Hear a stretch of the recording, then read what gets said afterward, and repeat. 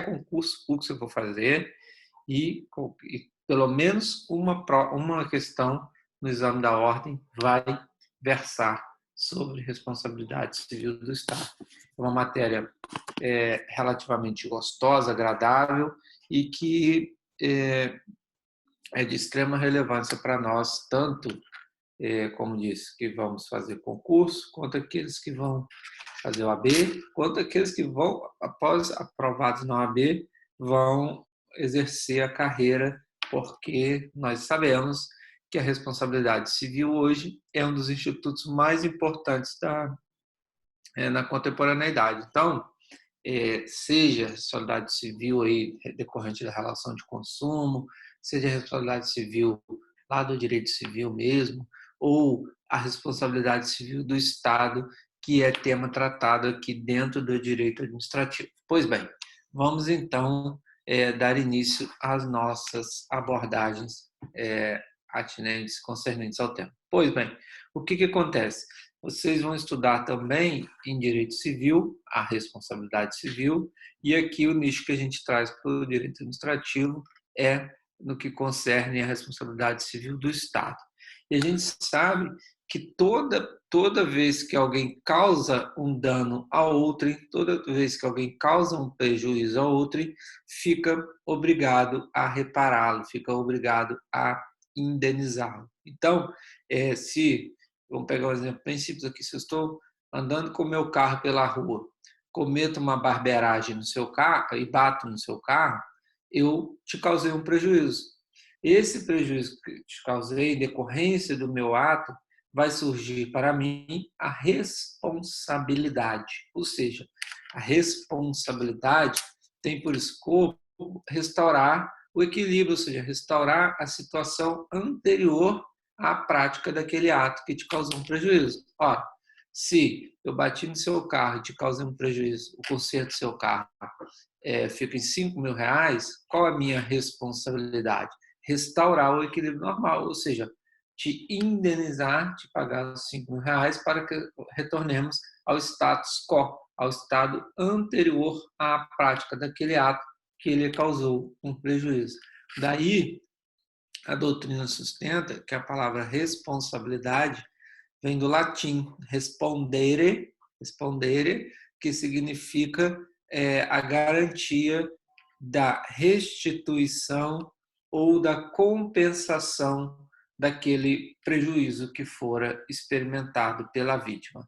Então, quando se fala em responsabilidade, estamos falando em restaurar a situação de equilíbrio, reparação de dano, indenizar. Indenizar vem de tornar indene, ou seja, voltar ao estado anterior, antes daquele prejuízo que fora causado pelo autor do fato. E por isso, a gente vai estudar daqui a pouquinho os artigos 186, 927 lá do Código Civil, que tratam da responsabilidade civil, e depois vamos pular lá para o parágrafo 6º do artigo 37, que versa sobre a responsabilidade civil do Estado.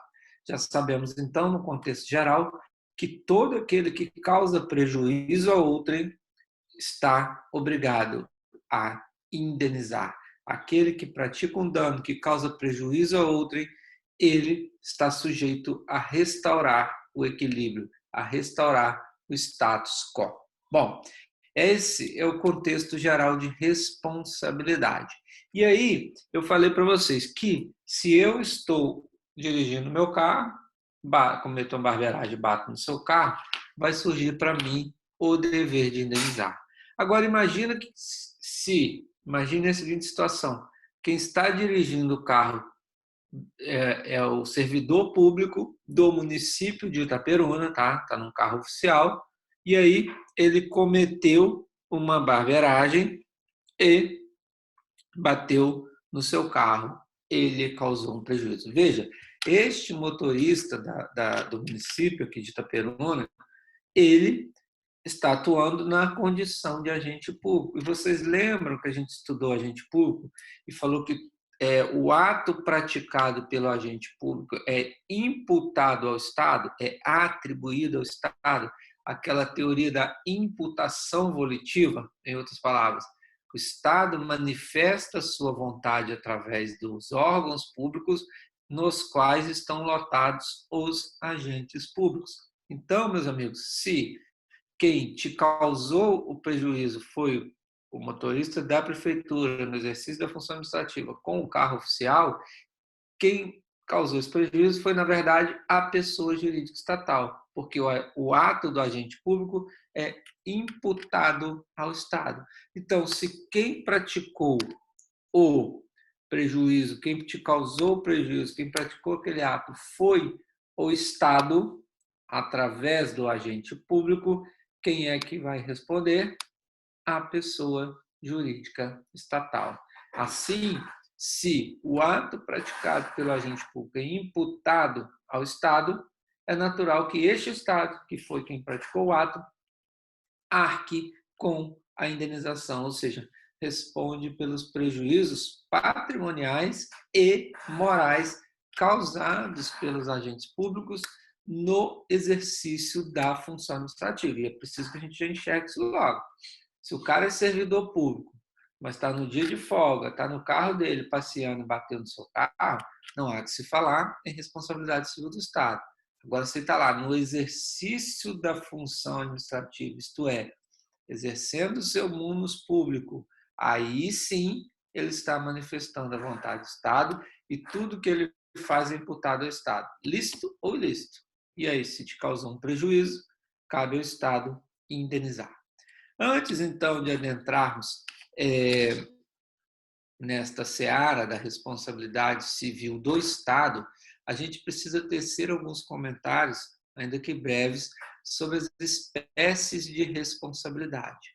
Você estuda aí direito penal, você estuda aí direito civil, estuda também, ou pelo menos eu espero que estude direito administrativo, né? Você deve saber que as responsabilidades elas podem ser civil, penal ou administrativa, né? Você está estudando aí, certamente já começou a estudar direito penal. Quando que vai surgir a responsabilidade penal? Quando há a violação de uma norma de ordem pública. Lembra que o direito penal ele protege os valores mais caros da sociedade, os valores mais importantes da sociedade? Então, está lá no artigo 121 do Código Penal, matar alguém, pena de 6 a 20 anos. Se eu ofendo esta norma de ordem pública, eu vou lá e mato alguém, vai surgir para mim a responsabilidade, ou seja, eu estarei sujeito a uma sanção, a uma pena que vai de 6 a 20 anos. Isto é, vai surgir para mim a responsabilidade penal, ok? Se eu vou lá e roubo o produto, o bem de alguém, ou furto, né? Vamos pegar um 55, que é subtrair coisa alheia móvel, e aí não há necessidade de violência ou grave ameaça, eu estarei sujeito a sanções preconizadas lá no artigo 155 do Código Penal. Então, senhores, quando que vai surgir a responsabilidade penal? Quando há a ofensa a uma norma de ordem pública, né? De natureza penal, eu serei responsabilizado criminalmente pela conduta que eu pratiquei. Agora, além da responsabilidade penal, nós temos também a responsabilidade civil. Quando que a responsabilidade civil vai surgir? Quando há a violação de uma norma de direito privado, de uma norma que tem por fito regulamentar interesses dos particulares. Então, vamos lá. Se eu celebro um contrato com você, e não cumpro este contrato, você pode pleitear a rescisão contratual, pleiteando também as perdas e danos. O que são essas perdas e danos? É o dano emergente, que é aquilo que você efetivamente perdeu, e o lucro cessante, que é aquilo que você razoavelmente deixou de ganhar. Então, da onde surgem essas perdas e danos? Exatamente da violação a uma norma de direito privado, uma norma de direito civil, que decorre da responsabilidade civil, consubstanciada naquele fato de que todo aquele que causa prejuízo a outrem, seja de ordem patrimonial ou moral, tem o dever de indenizar. A terceira espécie de responsabilidade é a responsabilidade administrativa. Quando que ela vai surgir? Se o fato estiver previsto em uma norma de direito administrativo. Exemplo, um servidor público que chega reiteradamente atrasado lá no seu trabalho, no exercício de sua função. Ele está sujeito a responder a um processo administrativo disciplinar e ser aplicada a ele as penas preconizadas no respectivo estatuto. Por exemplo, desde a pena de uma advertência, suspensão e, dependendo da gravidade da conduta da sua infração, ser até mesmo demitido, que na administração pública a demissão é uma sanção. Na iniciativa privada é diferente. Iniciativa privada, eu posso ser demitido com ou sem justa causa, ou eu posso pedir demissão. Na administração pública, se eu não quero mais trabalhar, eu vou pedir a exoneração, ou eu posso ser exonerado a bem da administração pública. Agora, o servidor público que é demitido, isso é uma sanção. Então, essa demissão, por exemplo, decorre da responsabilidade. Se ele praticou uma infração administrativa grave, ele vai responder administrativamente. E no nosso exemplo, com a pena, com a sanção de demissão. Beleza? Então, você há de se lembrar que as normas de natureza penal, civil e administrativa são autônomas entre si. Então, aquele exemplo que eu lhes falei, se eu vou lá e mato alguém, a princípio vai ensejar a responsabilidade apenas penal. Agora, voltando àquele exemplo, se eu estou dirigindo aqui, cometo uma barbeiragem e bato no seu carro. Ninguém sofreu, ninguém se machucou no acidente. Só vai surgir a responsabilidade civil. Agora, se eu sou servidor público, estou dirigindo lá o carro e bato no seu carro, aí, neste caso, vamos imaginar que é o seguinte, estou dirigindo esse carro, sou servidor público, estou dirigindo o carro, cometi uma barbeiragem, bati no seu carro, eu estava bêbado no dia de serviço, dirigindo um carro oficial, bati no seu carro, você estava dentro do carro, meteu o nariz no volante, quebrou o nariz.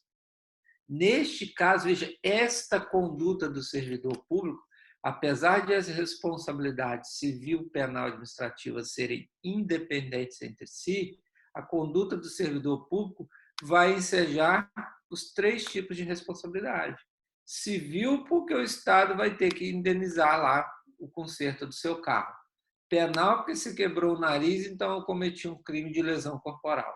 E administrativa, porque o servidor público, dirigindo bêbado, serei sancionado também na esfera administrativa pela minha conduta. Então, a regra é a de que as responsabilidades civil, penal e administrativa são autônomas, são independentes entre si. Mas nada impede, conforme eu lhes disse, que, em decorrência de um único fato, possam surgir os três tipos de responsabilidade. Exemplo clássico trazido pela doutrina, o crime de peculato, que está previsto lá no artigo 312 do Código Penal. Então, o servidor que se apropria indevidamente de um bem público que está sob a sua custódia, ele vai responder criminalmente, porque essa conduta está prevista lá no Código Penal.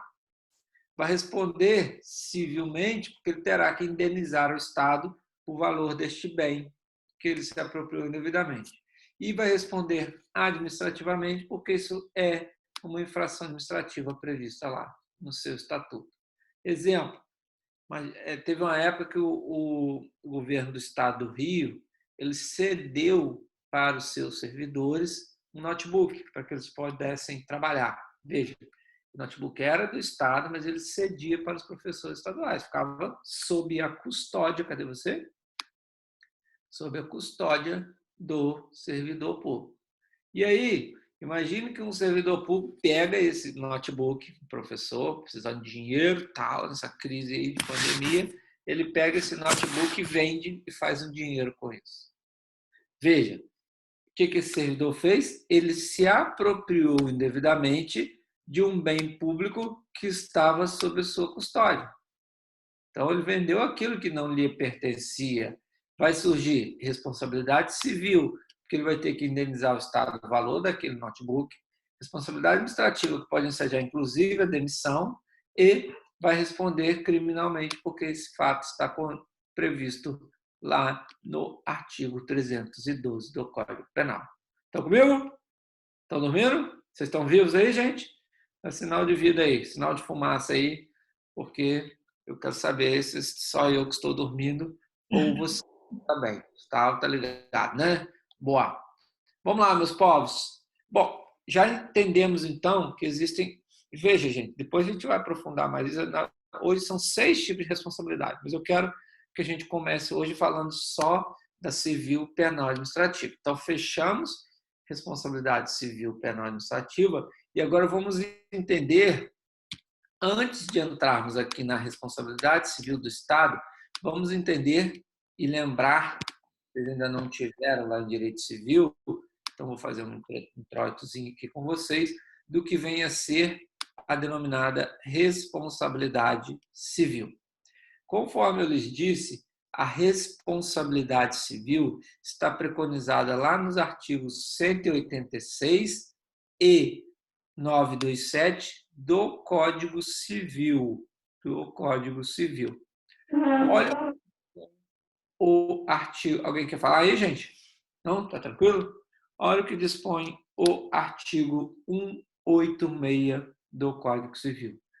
Aquele que, por ação ou omissão voluntária, negligência ou imprudência, violar direito ou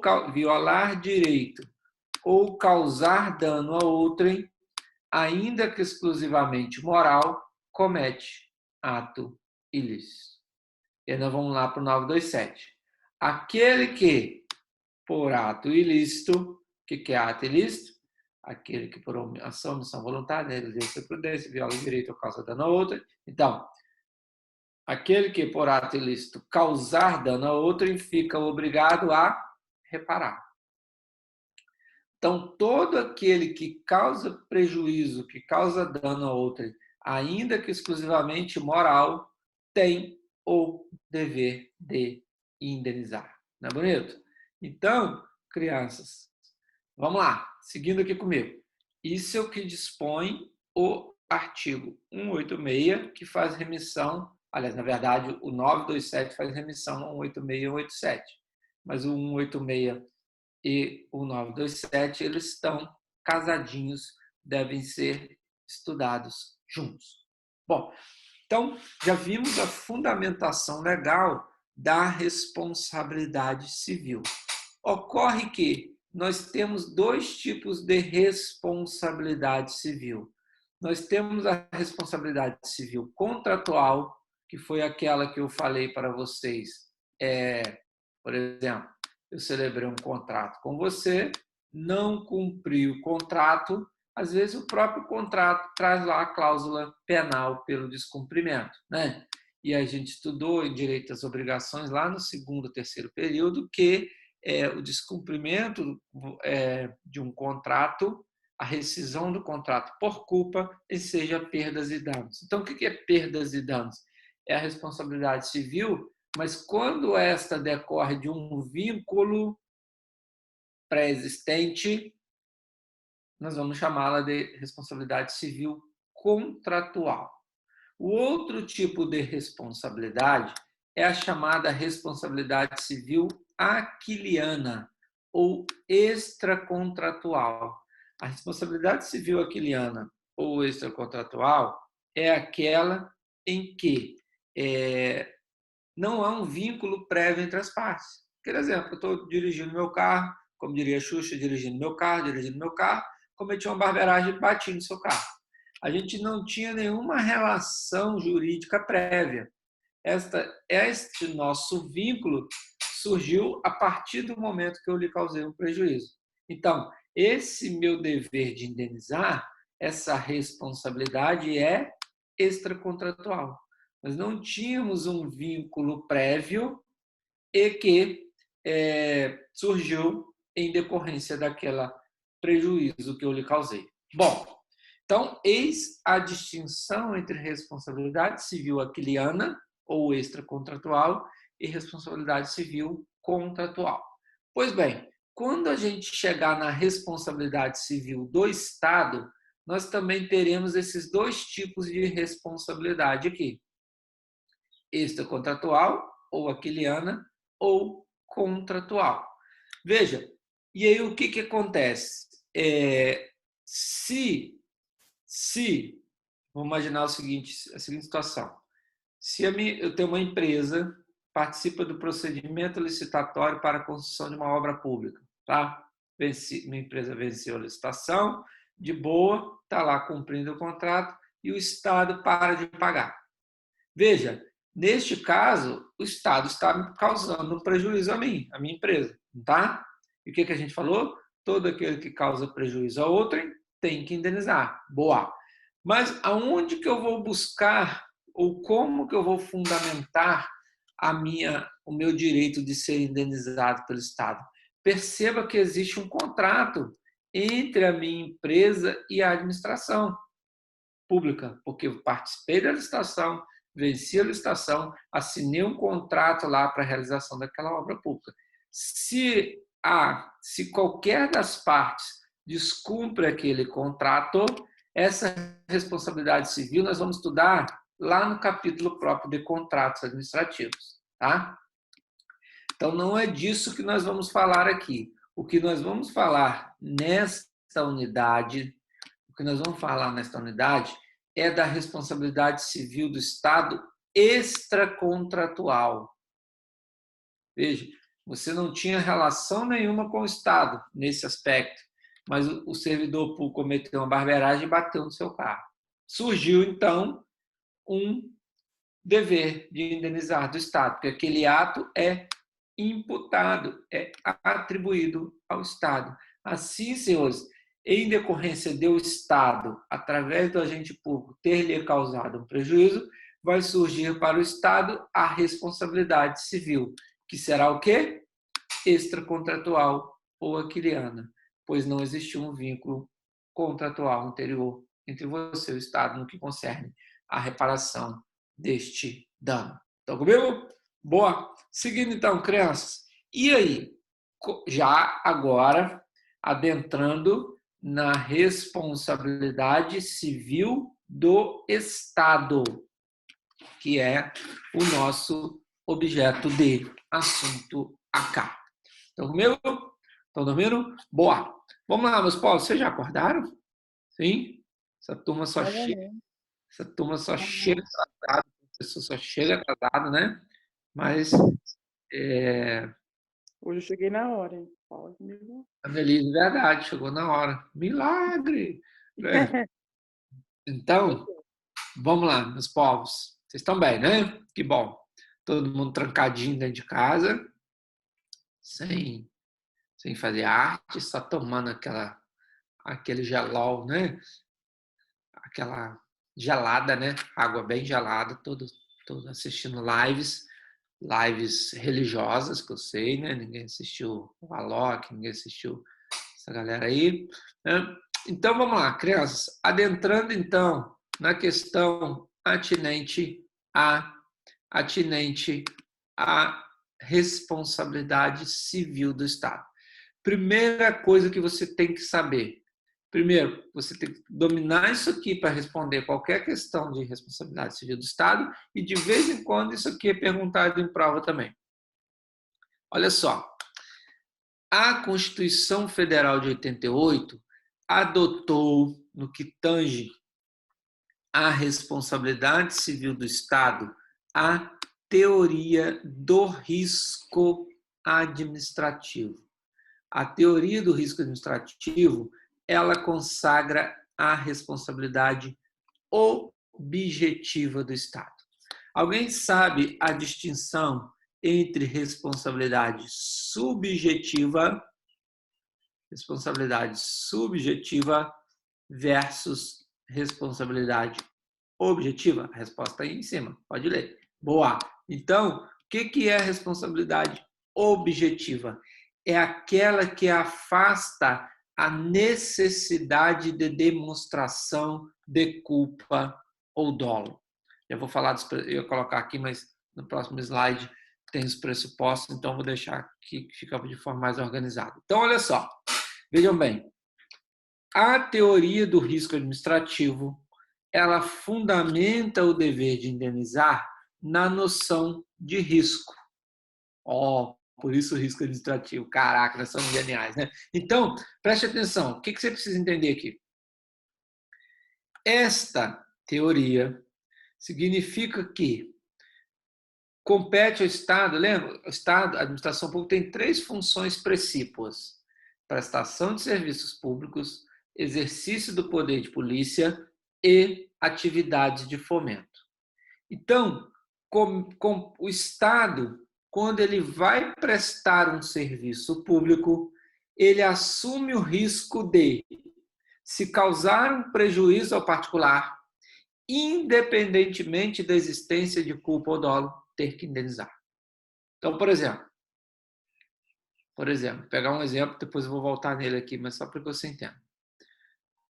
A administração pública está asfaltando aqui a minha rua, tá? Por exemplo. Para asfaltar a minha rua, o piso foi elevado em 10 centímetros, mais ou menos, com asfaltamento. Beleza. Veja, o asfaltamento da rua trouxe benefício para toda a coletividade e principalmente para todas as pessoas que residem na minha rua. Trouxe esse asfaltamento, vamos imaginar que a rua era de terra batida, com asfaltamento, atividade ilícita, trouxe benefício para todo mundo. Só que, como houve a elevação do piso em 10 centímetros, agora toda vez que chove, a minha casa é inundada. E você sabe como é que é pobre, né? Não tem nada, mas quando chove, perde tudo. E aí, o que eu quero dizer para vocês? Veja, a administração pública prestou um serviço, realizou uma obra pública que trouxe benefício para toda a coletividade. Mas, ao realizar essa obra pública, ela assumiu o risco de, se causar prejuízo, alguém ter que indenizar.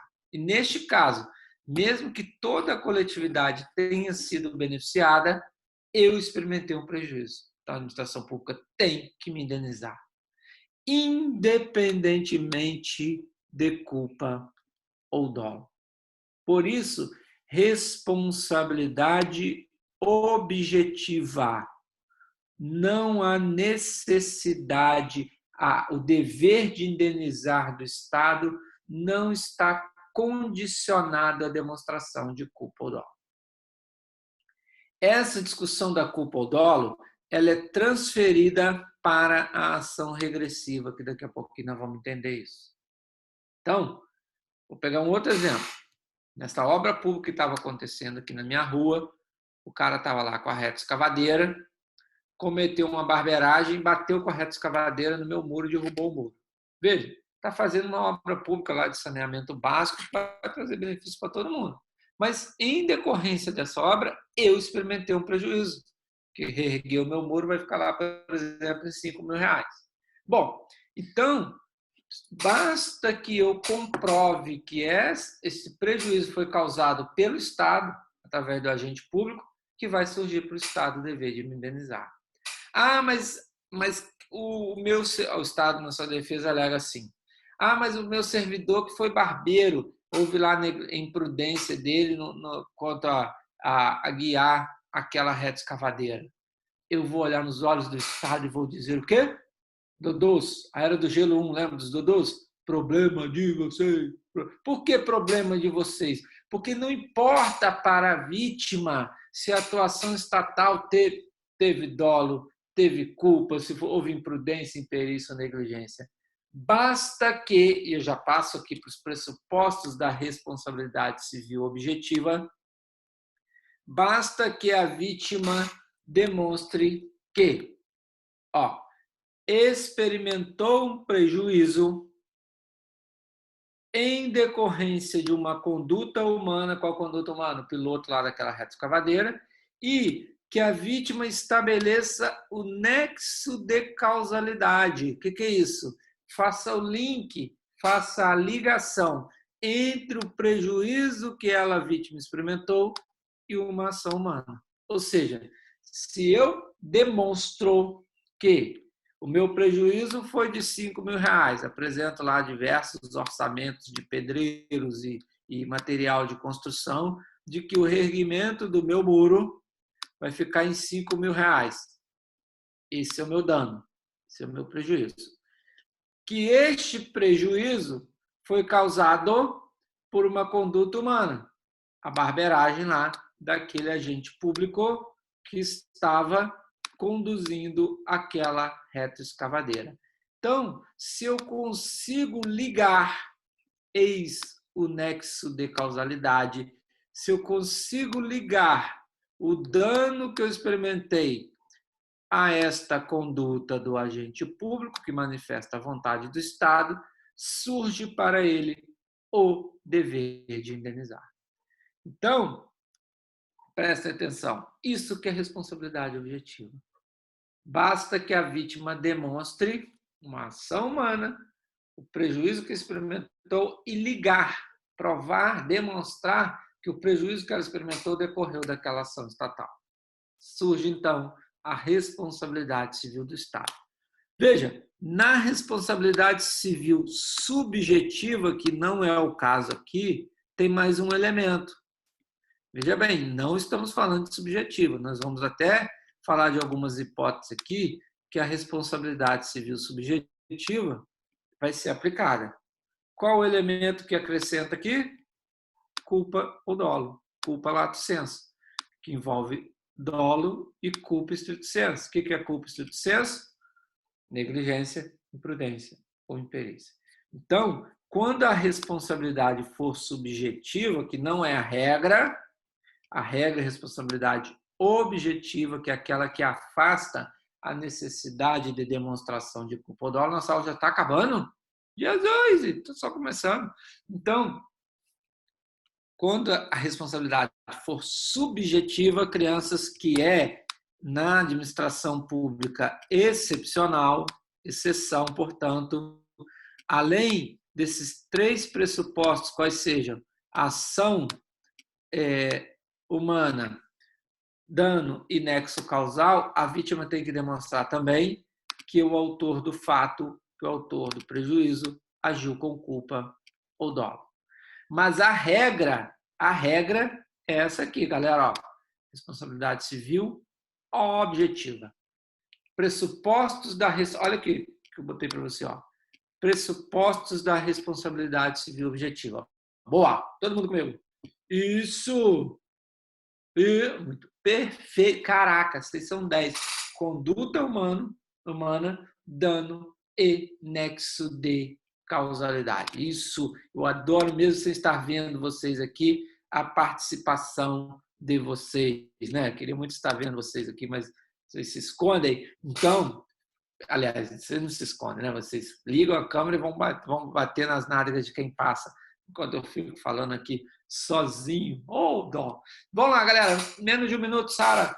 Chama outra reuniãozinha aí para a gente fechar nosso tema por hoje, mais 40 minutos. Até já, crianças. Carlos.